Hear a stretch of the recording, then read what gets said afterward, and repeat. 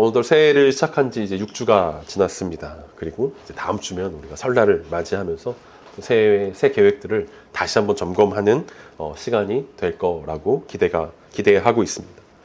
우리가 늘 새해 계획을 세우면서 우리는 늘 우리가 할 수 있는 것보다 훨씬 더 어려운 목표를 세우는 경향이 우리 가운데 있습니다.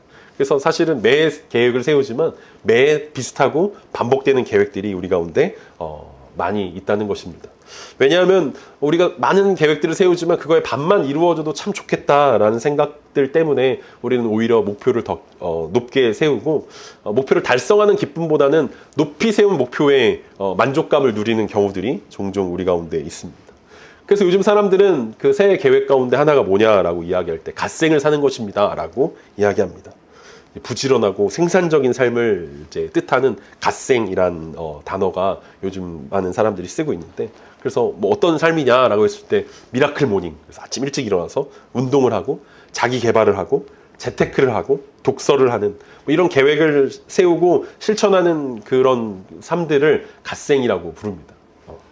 그래서 놀랍게도 요즘 그 많은 사람들이 이제 젊은 친구들이 이제 갓생을 계획하면서 목표를 세우고 이제 하다 보니까 연초가 되면 어떻습니까? 이제 헬스장에 굉장히 사람들이 많아지는 현상이 일어나고, 요즘 주류 시장이 이제 망했다라고 이야기합니다. 사람들이 워낙 그 생산적이고 효율적인 삶들을 살려고 노력하다 보니까 이제 술 마시는 게 낭비고 이렇게 불필요한 일들이다라고 많은 사람들이 생각하면서 이제 술을 잘 안 마시게 되면서 주류 시장이 불황을 겪고 있다라는 뉴스를 본 적이 있습니다.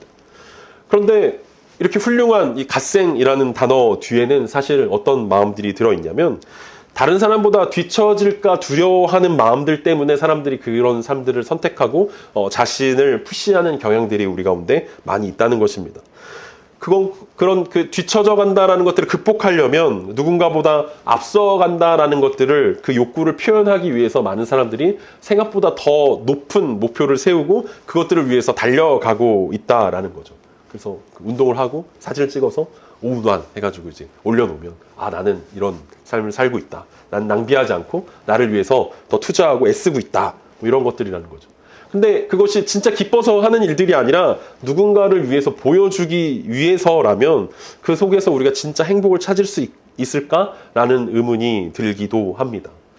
그런데 사실은 그런 그 자신을 푸시하고 자신을 더 높은 목표를 향해 달려가게 만드는 거, 그거 사실 교회에서 먼저 시작했던 일들 아닙니까? 우리 주일학교 시절 우리가 생각해보면 막 달란트 잔치를 위해서 우리가 막 그 힘든 일들을 막 어렵게 막 하지 않습니까? 성경을 3장 읽으면 1달란트를 준다고 그래서 막 읽기 싫은데 억지로 성경을 읽고, 지각 안 하면 1달란트 주고, 뭐 전도하면 10달란트 주고, 뭐 착한 일 하면 몇 달란트 주고, 막 이렇게 해가지고 우리는 막 그 힘들고 어려운 일들을 억지로 해가지고 결국은 그 마지막 날 그 달란트 잔치에서 큰 선물을 받으려고, 맛있는 음식을 먹으려고 노력했던 모습들이 어렸을 때 기억나는 모습들이기도 합니다. 그런데 그 어렸을 때의 모습뿐만 아니라 나이가 들어서도 교회는 종종 경쟁심을 자극해서 어떤 일들을 많이 한다라는 거죠. 새벽 기도회를 하고 스티커를 붙이게 한다든지, 뭐 건축 헌금을 하고 어떤 헌금을 하고 뭐 이렇게 그래프를 그려 놓는다든지, 뭐 이렇게 뭔가를 한 다음에 막 누가 뭐 어떤 헌금을 했습니다 하고 뭐 이렇게 주보에 실어 준다든지, 어떤 사람들에게 보여지게 하는, 그래서 뭐 교사를 몇 년 이상 하면은 뭐 선물을 주고 뭐 이렇게 축하하고 뭐 이런 것들을 보면서 결국은 교회 안에서도 훈련하고 사역을 하고 서열을 매기고 뭐 이런 것들이 교회 안에서도 뭔가 다른 사람들에게 보여지게 만드는, 그래서 경쟁심을 자극하고 비교하게 만드는 일들 중에 교회 사역들의 많은 부분들이 들어있지 않나라는 생각들을 하게 된다는 거죠. 그런 경쟁심 때문에 혹은 다른 사람들에게 보여주기 위해서 사역을 하고 헌금을 하고 뭐 교회 활동들을 하고 있다면, 사실은 그게 과연 앞에서 얘기했던 누군가에게 보여주기 위해서 갓생을 살고 있는 사람들과 교회 안에서 신앙생활 하는 거에 차이를 우리는 느낄 수 있을까라는 생각들을 하게 됩니다. 왜냐하면 그것 가운데는 기쁨이 없고 행복감이 없기 때문에 그렇습니다. 누군가에 보여주기 위해서 하는 일들은 기쁨을 갉아먹는 비교와 시기에서 벗어나지 못하게 만들고 있기 때문에 그렇습니다. 진짜로 우리가 하나님을 사랑하고 진짜 하나님을 기뻐하는 일들 가운데 있지 못하다면 우리는 진짜 기쁨을 누릴 수 없는 어떤 껍데기뿐인 신앙생활을 우리가 붙잡고 있을 때가 많이 있을 수도 있습니다. 오늘 우리가 함께 본 빌립보서 1장 15절부터 18절은 지난주에 이어지는 본문입니다. 지난주에는 본격적으로 빌립보 교회 바울이 보내는 편지의 본론에 해당하는 내용을 우리가 함께 살펴봤습니다. 그 핵심 내용은 뭐였습니까? 12절 아니었습니까? 형제들아, 내가 당한 일이 도리어 복음 전파에 진전이 된 줄을 너희가 알기를 원하노라. 그래서 바울이 옥에 갇힌 것들 때문에 슬퍼하고 힘들어하고 어려워했던 많은 사람들에게 바울이 옥에 갇힌 것은 오히려 복음 전파에 진전이 된 일들이다라는 설명을 우리가 함께 들었습니다. 그래서 같은 상황 가운데 있었지만 바울은 낙심하지 않았고 빌립보 교회 성도들은 낙심했다. 같은 상황에 있지만 해석을 다르게 하는 게 필요하다라는 이야기들을 함께 나눴습니다. 그런데 문제는 무엇입니까? 복음 전파에 진전이 된 줄로 생각하라라는 이 바울의 메시지를 받기 전에 사람들은 이미 낙심하고 있었다는 것입니다. 바울이 감옥에 갇혔습니다. 믿었던 바울마저도 감옥에 갇히게 되었습니다. 그러니까 로마 교회는 복음의 열정이 식어버렸습니다. 그리고 자신들도 감옥에 갇히지 않을까 두려워하기 시작한 것입니다. 기뻐할 일보다 기뻐하지 않을 일이 더 많은 세상을 그들이 마주하게 된 것입니다.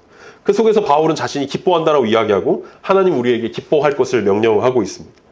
우리는 내가 원하는 상황과 결과가 없을 때 우리는 기쁨보다는 원망이 더 빠를 수밖에 없습니다. 그리고 그 원망은 의심으로 흐를 수밖에 없습니다.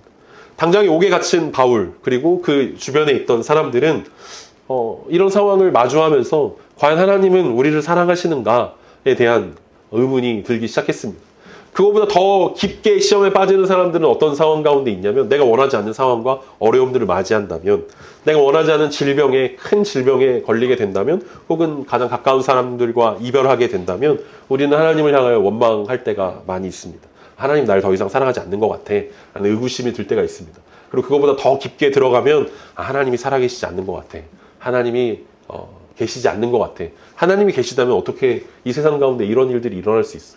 그래서 많은 사람들이 코로나 때 하나님이 살아계시는데 어떻게 이런 전염병들이 이렇게 창궐할 수 있습니까? 전쟁 가운데 하나님이 살아계시는데 어떻게 하나님은 전쟁을 막지 않으십니까? 어떤 기근과 홍수와 이런 자연재해 가운데 하나님이 계시면 어떻게 이런 일들이 있습니까? 라고 질문하는 수많은 사람들을 만날 수 있습니다. 그리고 하나님은 계시지만 하나님이 나에게 관심이 없거나 하나님 나를 사랑하지 않는다라는 의구심 가운데 빠져있는 많은 사람들을 우리는 만날 수 있습니다. 그렇게 멀리 가지 않더라도 우리 인생 가운데도 마찬가지라는 거죠. 앞에서 이야기한 것처럼 정형화되어 있는 어떤 코스대로 살아가지 못하는 사람들에게 많은 사람들이 그것을 실패한 인생이라고 부릅니다. 그리고 실패한 인생을 살아가는 사람들에게 많은 사람들이 손가락질합니다. 네가 열심히 살지 않아서, 네가 노력하지 않아서 이런 일들이 있는 거야 라고 이야기할 때 그 실패한 사람들이 느끼는 마음들은 하나님이 나를 더 이상 사랑하지 않는가 봐. 하나님이 살아계시지 않는가 봐 라는 생각들을 갖게 된다라는 거죠. 그래서 주님 안에서 기뻐한다라는 것은 사실 큰 믿음을 필요로 합니다. 믿음이 없이는 하나님을 기쁘시게 할 수 없고 믿음이 없이는 우리가 기뻐할 수 없기 때문에 그렇습니다.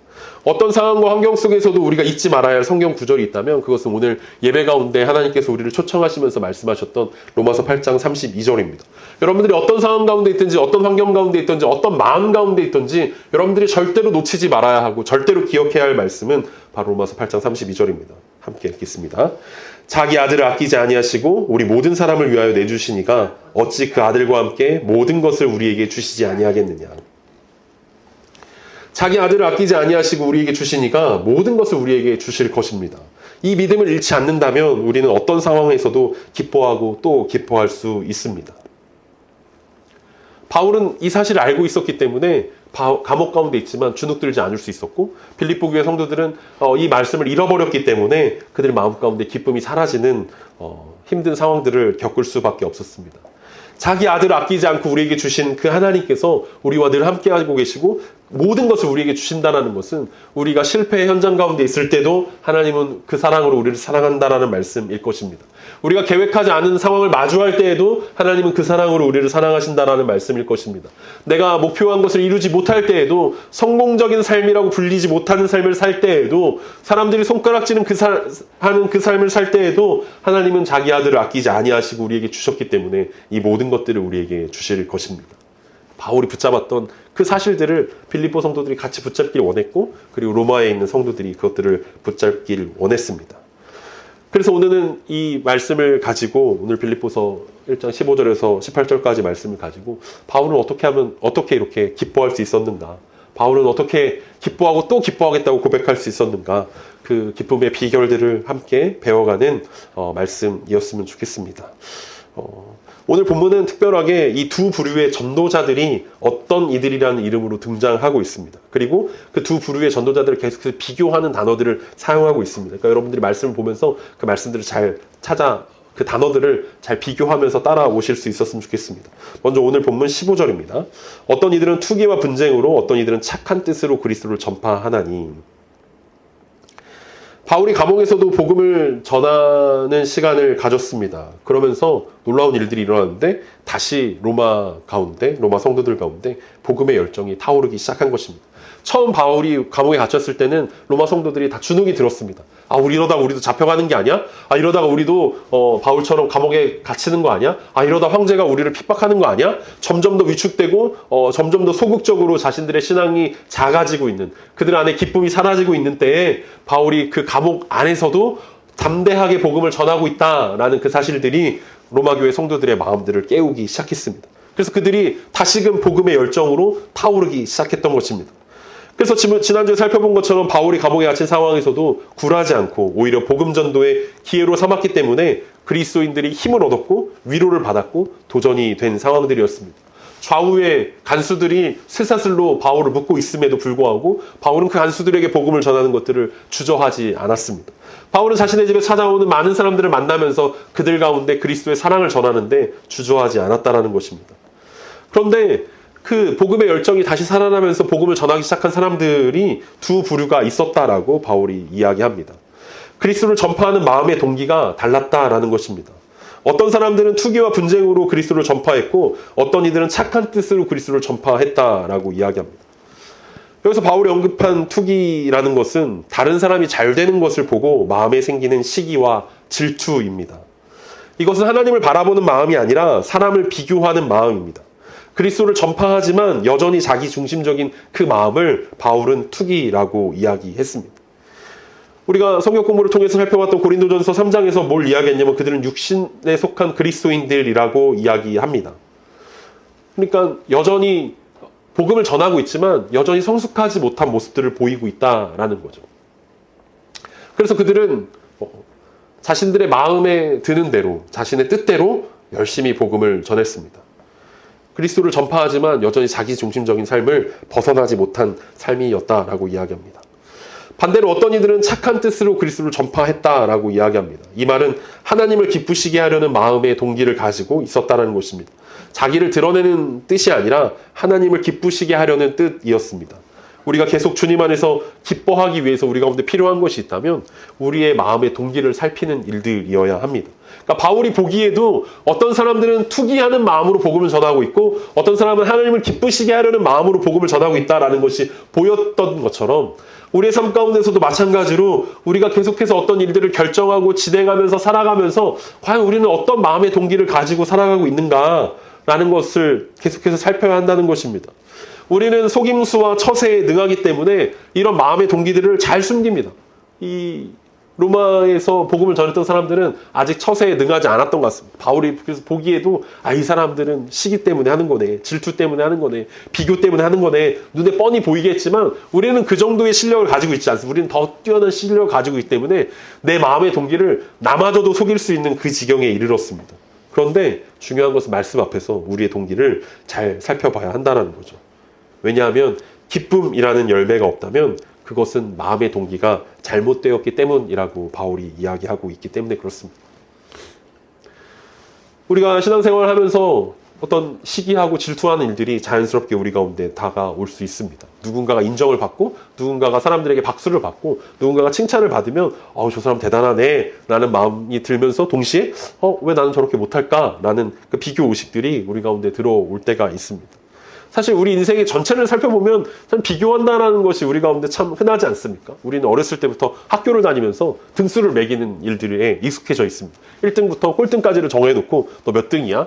너 10등 안에 들어? 뭐 5등 안에 들어? 뭐 아니면 너 중간이야? 아니면 뭐 꼴찌야? 뭐 이렇게 비교하는 것들이 우리 가운데 너무 흔하게 우리 가운데 이루어져 왔기 때문에 우리는 누군가와의 인생을 놓고 비교하는 게 익숙합니다. 그래서 그 세상이 정해놓은 그 스케줄과 그 방법들에 따라 우리 인생을 자꾸만 비교하게 만듭니다. 우리는 어떤 집에 살고 있는지, 방이 2개인지 3개인지 4개인지, 연봉이 2천인지 3천인지 4천인지, 차가 2천만 원짜리인지 3천만 원짜리 4천만 원짜리인지 자꾸만 사람들과 비교를 통해서 우리는 자기 안에 안정감들을 누리고 혹은 우월감들을 누리고 혹은 열등의식을 느끼는 그런 삶 가운데 익숙해져 있다는 거죠. 근데 바울이 그 마음의 동기가 만약에 시기라면 그것이 바로 비교에서 나오는 거 아닙니까? 그것이라면 우리는 절대로 기뻐할 수 없다라고 우리 가운데 이야기하고 있습니다. 심지어 신앙생활이라 할지라도 비교를 통해서 나오는 거라면, 시기를 통해서 나오는 거라면 그 속에는 절대 기뻐할 수 없다라는 이야기입니다. 그것은 마음의 동기가 잘못되었기 때문입니다. 그런가 하면 오늘 본문에서 두 번째로 우리가 살펴야 되는 것들을 바울이 이야기하는데 그것은 16절과 17절입니다.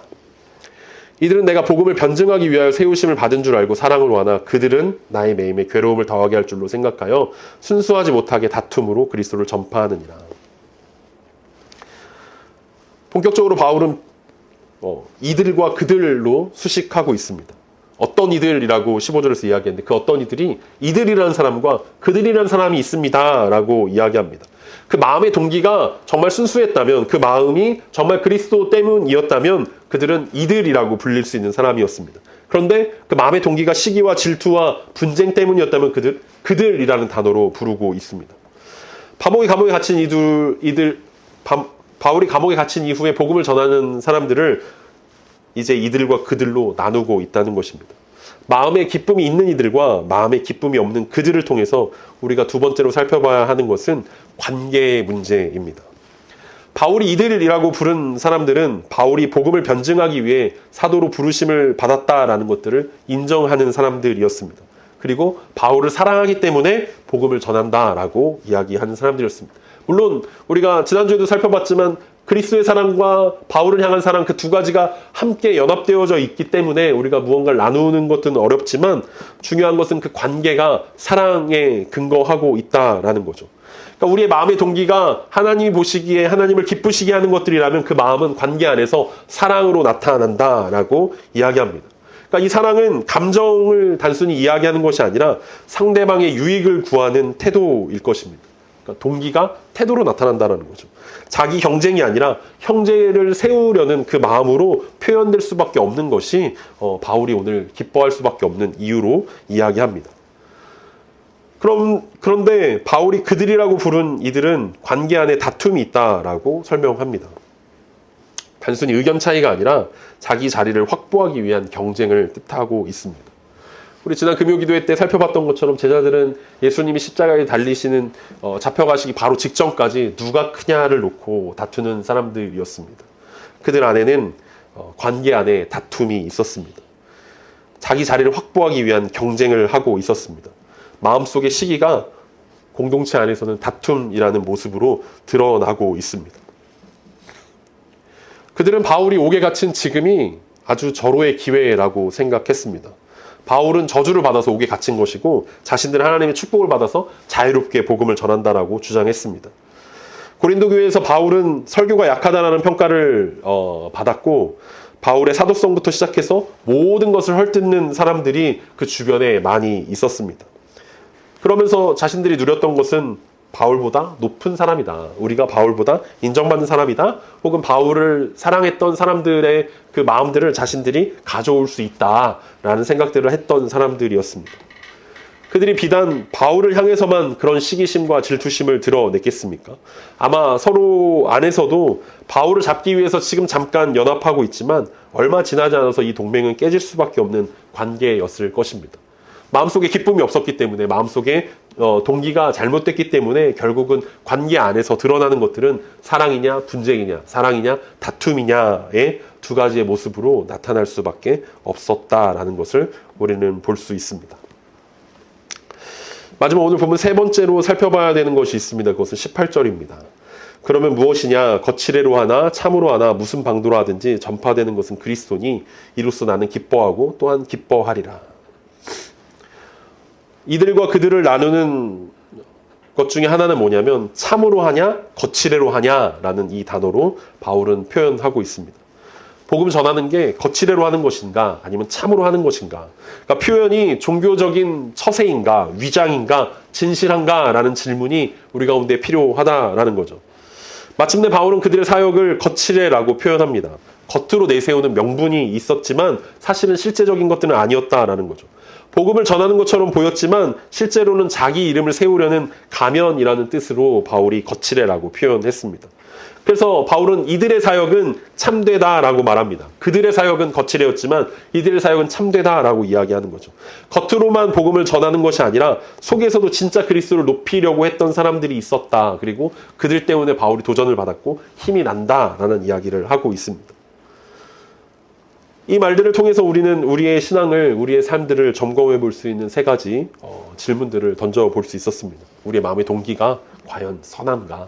그리고 우리 그 동기가 표현되는 관계가 사랑 안에 있는가? 그리고 마지막으로 그 사역의 열매들이 참된가? 라는 이 세 가지 질문들을 통해서 우리가 이 세 가지 질문들을 통해서 우리의 마음을 점검해 볼 때 우리는 진실로 상황과 환경에 상관없이 기뻐할 수 있다라는 이야기들을 오늘 바울이 던져주고 있습니다. 근데 바울은 이 말씀을 전하면서 그거보다 더 큰 기준을 우리 가운데 세워주고 있습니다. 사람의 동기보다 하나님의 복음이 더 크다라는 기준입니다. 이 말은 사람의 동기가 중요하지 않다라는 말이 아니라 오히려 바울은 동기의 차이를 아주 명확하게 구분해 주지만 그것을 뛰어넘는 하나님의 계획이 있다라는 이야기들을 하고 있습니다. 그러니까 바울이 18절 하반절에서 뭘 이야기합니까? 그들은 거칠애로 하고 이들은 참으로 하지만 무슨 방도로 하든지 전파되는 것은 그리스도니 이로써 나는 기뻐하고 기뻐한다라고 고백하는 바울의 모습들을 우리가 볼 수 있다는 것입니다. 사람은 투기로 할 수 있지만 하나님은 그 말 위에 일할 수 있다라는 거죠. 사람들은 거칠애로 설교할 수 있지만 복음을 이용하시는 분은 하나님이실 수 있다라는 것입니다. 그래서 바울의 기쁨의 기준이 달라졌다라고 분명하게 이야기합니다. 내가 드러나는가가 아니라 그리스도가 전파되는가가 바울 안에서는 기뻐하냐 기뻐하지 않냐라는 기준이 되는 것입니다. 그래서 바울이 얘기한 게 뭐냐면 나를 괴롭게 하려고 나를 깎아내리려고 나를 무시하려고 복음을 전도한다고? 괜찮아.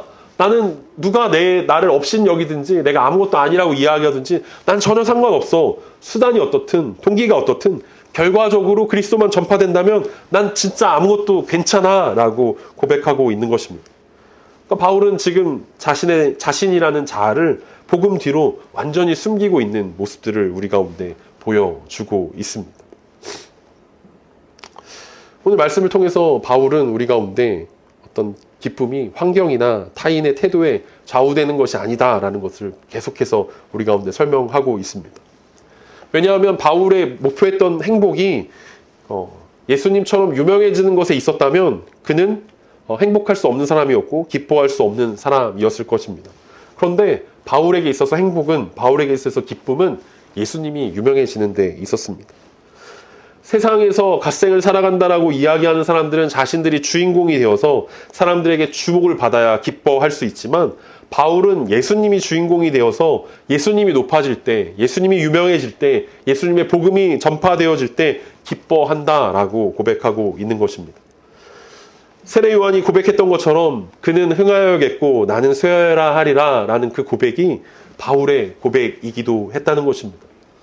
세례 요한이 왜 그렇게 일찍 목숨을 거둘 수밖에 없었습니까? 예수님만 흥하면 된다라고 생각했기 때문에 그렇지 않습니까? 그가 오래 살았다면, 그가 조금 더 이스라엘 선지자로 오래 살았다면 우리 생각엔 조금 더 복음이 효과적으로 전달되어 수 있을 텐데 라는 아쉬움들이 인간적으로 우리 마음 가운데 들 수밖에 없습니다. 바울의 상황도 마찬가지 아닙니까? 바울이 조금 더 오래 살았다면, 바울이 조금 더 로마에서 효과적으로 복음을 전했다면 조금 더 복음이 일찍 들어갈 수 있지 않을까라는 생각들을 하게 된다라는 거죠. 이 모든 것들은 다 비교의 늪에서 나오는 것들 아닙니까? 더 오래 산다라는 거, 수명을 비교하기 때문에 나타나는 거 아닙니까? 더 높은 위치에 올라가는 거, 그 위치를 비교하기 때문에 나오는 거 아닙니까? 누군가 나보다 잘 될 때 우리는 시기하고 질투하게 됩니다. 그런데 바울의 입장에서 우리가 생각해 본다면 하나님이 그것을 통해서 영광 받으시기를 기도해 주는 것, 그것이 사랑 안에 있는 관계의 모습일 수 있겠다라는 생각들을 하게 된다는 거죠. 심지어 우리 성경을 보면서 바울이랑도 우리를 비교합니다. 왜 나는 바울처럼 못 살지? 왜 난 세례 요한처럼 못 살지? 심지어 왜 난 예수님처럼 못 살지? 라는 기준들을 우리 가운데 세웁니다. 근데 우리가 만약에 예수님처럼 산다면 우리는 어떻게 해야 됩니까? 30살 즈음에 십자가에서 못 박혀야 됩니다. 우리가 바울처럼 살려면 어떻게 해야 됩니까? 우리도 1차, 2차, 3차 전도여행을 하고 막 감옥에 갇히고 그 속에서 복음을 전해야 되는 거예요. 우리가 세례 요한처럼 살려면 어떻게 해야 됩니까? 헤로디아의 딸의 생일 선물로 우리가 목을 바쳐야 되는 그런 상황들 아니지 않겠습니까? 그러니까 우리가 정형화되어 있는 어떤 기준들을, 목표들을 설정해 놓고 그것과 자꾸 비교한다라는 거죠. 근데 하나님은 우리 가운데 뭘 요구하시냐면 우리 인생에 우리에게 맡겨진 그 역할들이 있다라는 거죠. 세례 요한은 일찍 죽을 수밖에 없는 그 역할이었다라는 거죠.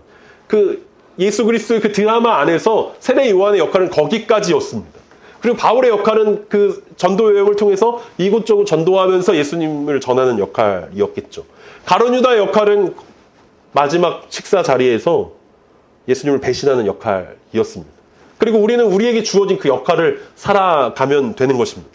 그것은 누군가와 비교해서 나오는 것들이 아니라 누군가의 삶들을 따라해서 나오는 것들이 아니라 그냥 하나님께서 우리에게 주어진 하나님의 뜻과 하나님의 계획이 있다는 것입니다. 그래서 우리 삶의 현장 가운데서 우리는 최선을 다하는 것입니다. 그게 우리의 역할이기 때문에. 우리가 만약에 작가라면, 우리가 만약에 PD라면, 우리는 그 드라마 가운데, 세례 요한을 이렇게 일찍 죽이지 말고 좀 더 길게 가져가는 게 좋지 않을까? 라는 생각들을 하는 거죠. 그 예수님 주변에 수많은 사람들이 등장하는데, 그 수많은 사람들이 등장하는 것들을 보면서, 이 사람들의 역할은 조금 더 드러나면 좋지 않을까? 조금 더 부각되면 좋지 않을까? 이 사람들이 조금 더 많은 일들을 하면 좋지 않을까? 라는 생각들을 하지만, 사실, 하나님이 쓰신 그 하나님의 드라마에서는 그들이 최고의 역할들을 감당했던 거고 최선을 다해서 자기 역할들을 다 하고 역사 속에 사라져 버리게 되었습니다.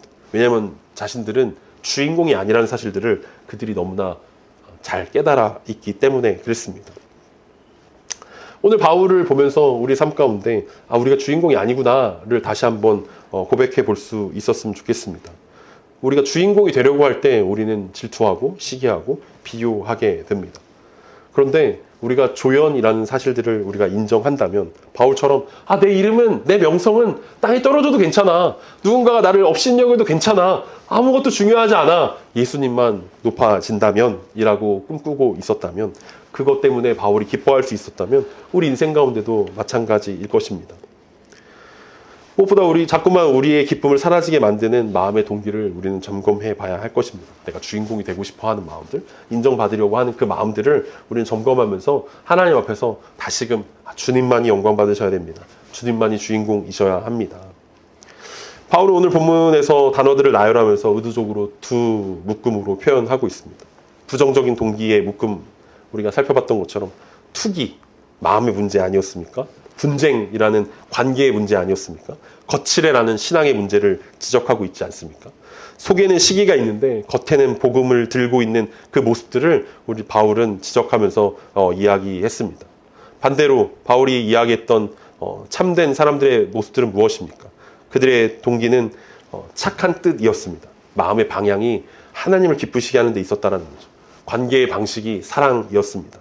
그리고 참됨이라는 삶 전체의 일치를 그들은 가져왔다라는 것들을 우리는 살펴보면서 우리 삶 가운데 투기나 분쟁이나 거칠의 길이 아니라 착한 뜻과 사랑과 참됨이라는 삶의 방식으로 나아가는 저와 여러분 되었으면 좋겠습니다. 바울이 이렇게 고백할 수 있었던 이유는 무엇입니까? 바울은 성경 전체에 흐르는 하나님의 스토리를 이해하고 있었기 때문에 그렇습니다. 창세기 50장 20절에 보면 우리가 여러 번 함께 읽었던 창세기의 핵심 주제이면서 성경 전체의 핵심 주제를 이렇게 설명합니다. 요셉이 고백하는 거 아닙니까? 당신들은 나를 해하려 하였으나 하나님은 그것을 선으로 바꾸사 오늘과 같이 많은 백성의 생명을 구원하게 하시려 하셨나니.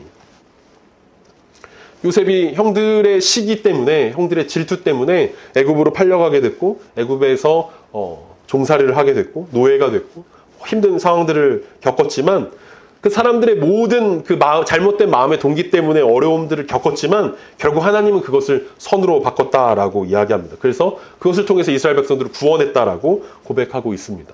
이 사실들을 기억했기 때문에 요셉은 형들을 용서할 수 있었고 형들과 함께 할 수 있었고, 바울도 이 사실을 알고 있었기 때문에 자신보다는 예수 그리스도가 드러나는 게 훨씬 더 중요하다라고 고백할 수 있었습니다. 우리 삶 가운데도 마찬가지일 것입니다. 때로는 우리 마음에 들지 않는 일들이 일어납니다.